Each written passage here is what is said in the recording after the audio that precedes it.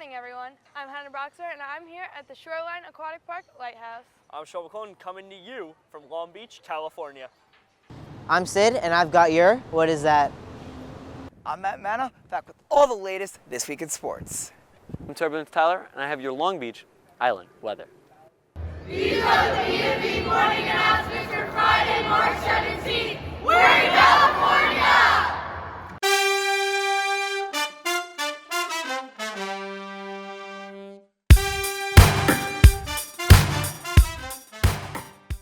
I pledge allegiance to the flag of the United States of America and to the republic for which it stands, one nation, under God, indivisible, with liberty and justice for all.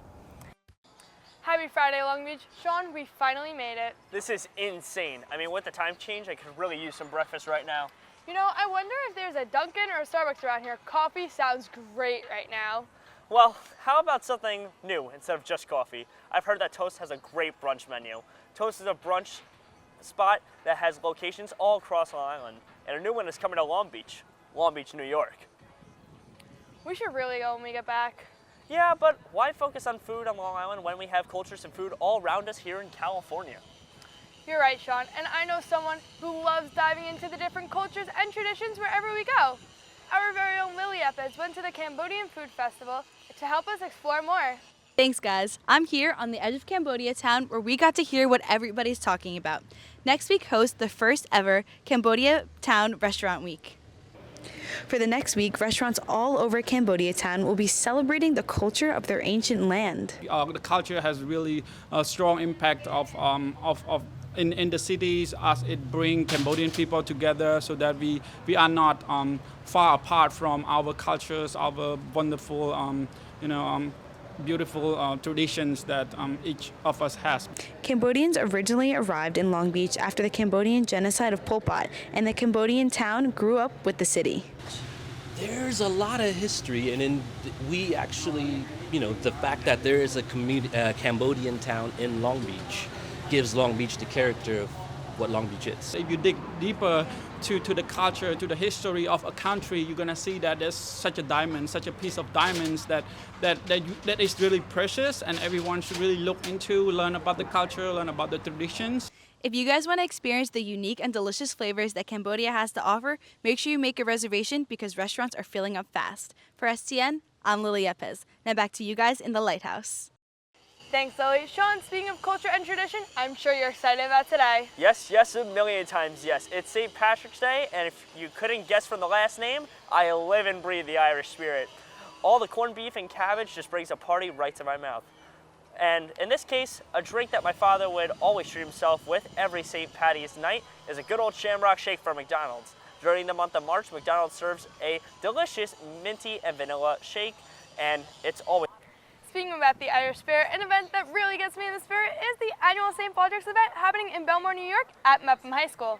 The event is happening on Wednesday, March 22nd for St. Baldrick's to help raise money for the Chop Your Locks Foundation. You guys can help donate by donating to any of the fundraising pages or become a shavee. And I hope to see everyone at the event, or you can watch on the BMB live stream if you are unable to make it.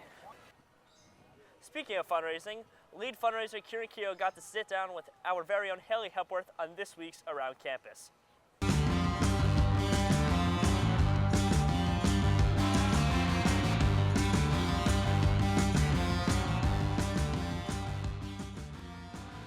Thanks, guys. Today I'm here with Kieran Keogh, one of the top fundraisers for St. Baldrick. So, how are you today, Kieran? I'm good. How are you? Good. So, before we start this interview, what is St. Baldrick's? St. Baldrick's is an event where we hold at Mepham for the last few years where we raise money for childhood cancer. So far, you have raised over $1,200, a great accomplishment. But what made you want to fundraise and get to this point? Honestly, I kind of just put an account together and I just sent it out to a lot of people and it really took off and I raised a lot of money. So, we know how you got involved, but how can other people get involved in St. Baldrick's? Others can get involved by creating an account and coming March 22nd to get their hair chopped and just continue to raise money for the children in need. I mean, I chopped all mine off last year, so I definitely understand. But thank you so much, Kieran, and I hope to see everyone else there on Wednesday, March 22nd at 6 p.m. Now back to you guys in sunny California. Speaking of money, you can continue to donate money to my ShaveU profile or other fundraising accounts on the St. Baldrick's website. If you need some money to donate to mine or Sean's, I suggest you go to the bank. But maybe don't go to the Silicon Valley Bank here in California. Sid Ellis said he took a walk over to this bank for more on this week's What Is That? What is that? What is that? What is that? Let's find out. What is that? Hey everyone, it's me Sid with another episode of What Is That? And there's been a lot of talk here recently about the bank that crashed overnight. You might be asking yourself, how could an entire bank just crash, let alone in a matter of hours? The Silicon Valley Bank has just suffered the second biggest bank failure in U.S. history. It was caused due to the bank investing a multitude of bonds and savings with their increased revenue. Then the federal rates went up and the bonds decreased in value, which wasn't exactly a problem at first, but this caused many people and businesses to withdraw their savings from the bank, which added to the disparity of the dilemma. But local bank executives assure that money will be generally insured for local growing businesses that have capital invested in this bank. And this event can serve as a learning experience for those who haven't experienced a recession or economic panic. Anyways, that's it from me, and now back to you guys at the Lighthouse. Thanks, Sid. I guess I better hold on to my money for that musical then. I am so excited for the upcoming Grease production. Our very own Skull and Bones Drama Club is presenting its production of Grease on March 31st at 7 p.m. and April 1st at 2 p.m. and 7 p.m. Tickets are $10 for students, and I hope to see you guys all there for this amazing production. I hope our Pirates baseball team can swing a bat better than Danny Zuko could in Greece.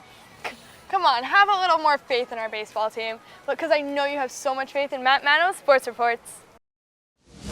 Puccinella to the house!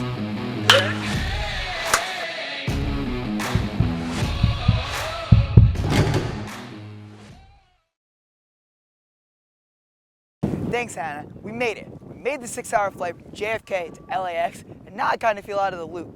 While Long Beach is well into their spring sports season, ours at home is just beginning. The main question that all of our district is asking is, can our girls flag football team, made up of 80 girls, repeat as Long Island champions in Sophia Laspina's final season? I like their chances. Nationally, while Californians are picking USC or UCLA into the Final Four of their brackets, some star quarterbacks were the talk of our town.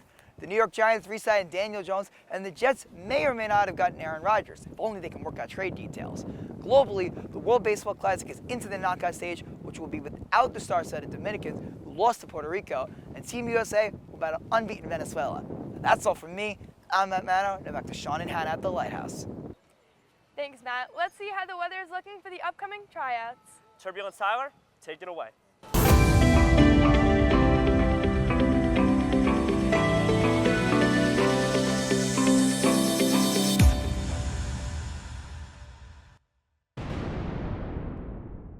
Thanks, guys. The weekend is approaching, so here's your weekend weather. Checking closer to our Long Beach. Bellmore is looking to have temps in the mid-50s to the low to mid-30s throughout the entire weekend. Now, flying back to Southern California, where the weather is quite nice for any surfing enthusiast. On Friday, we'll see a high of 64 and a low of 50. Moving to Saturday, where the little taste of spring will burst through the clouds, where its temps will be as high as 71, dropping later to the mid-50s.